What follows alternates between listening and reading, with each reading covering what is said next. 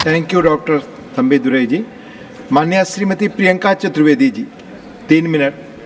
जी sir, आपका मैं आभार व्यक्त करना चाहूँगी। सबसे पहले तो मैं श्रेया यादव जी, तानिया सोनी जी और निविन दालविन जी के परिवार को अपनी संवेदनाएं व्यक्त करना चाहूँगी। जो उनके साथ हुआ, मैं उम्मीद करती हूँ आने वाले समय में किसी बच्चे के साथ ना हो, और वो बच्चा जो एक अपॉर्चुनिटी को ढूंढते हुए आता है उसके साथ तो कतई ना हो।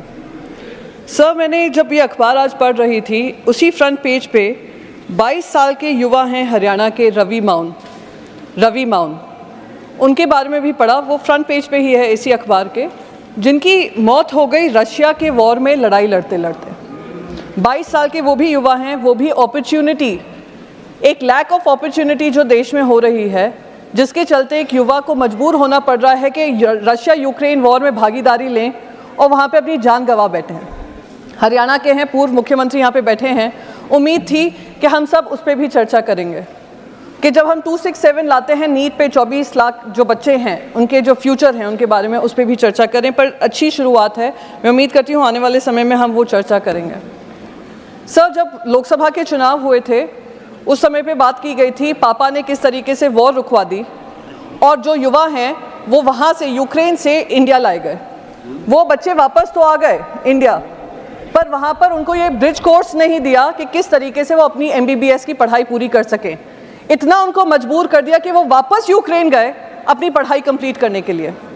और ये दूसरे युवा हैं हरियाणा के, अगर आप पढ़ेंगे उनके बारे में, उनके परिवार ने अपनी लैंड बेच दी इस उम्मीद में कि वो जो लैंड का पैसा आएगा वो एजेंट को पे करेंगे और वो जाकर दूसरे देश में जाकर वो कमाई करेंगे।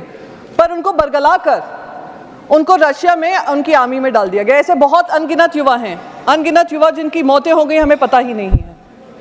उसी तरीके से सर, हमने बाकायदा, हमारी सरकार ने इजराइल के साथ ऐसा ही एक साइन किया है, ट्रीटी साइन की है कि हमारे युवाओं के पास यहाँ पे रोजगार नहीं है तो जाइए इजराइल पे बॉर्डर पे जाकर लड़ाई लड़िए, उनकी वॉर हम लड़ेंगे और हमारे बच्चे यहाँ पे शहीद होंगे, हमें उसकी कोई परवाह नहीं है। इसका रूट कॉज एक ही है सर, 9.2% अनएम्प्लॉयमेंट। जो युवा उम्मीद करता है कि उनको आर्मी में भर्ती मिलेगी, उनको अग्निवीर दे दिया जाता है। जो युवा उम्मीद करता है उनको रोजगार मिलेंगे, उनको अप्रेंटिसशिप प्रोग्राम दे दिया जाता है। तो अगर युवाओं के बारे में व्यापक चर्चा करनी है तो इस इकोसिस्टम को खत्म करने की जरूरत है, जहां पे सरकारें हों, सरकारी नुमाइंदे हों, और साथ ही साथ ये कोचिंग सेंटर से लेकर ये पूरा इकोसिस्टम जो हमारे युवाओं के सपनों को तार-तार कर रहा है, चूर कर रहा है, उस पर किसी तरीके का संज्ञान लिया जाए और सख्त से सख्त कार्रवाई हो। ये ना हो कि 10 लोगों को आपने जेल में डाल दिया, 3 महीने बाद बेल दे दी और फिर वर्क एज यूजुअल चल रहा है।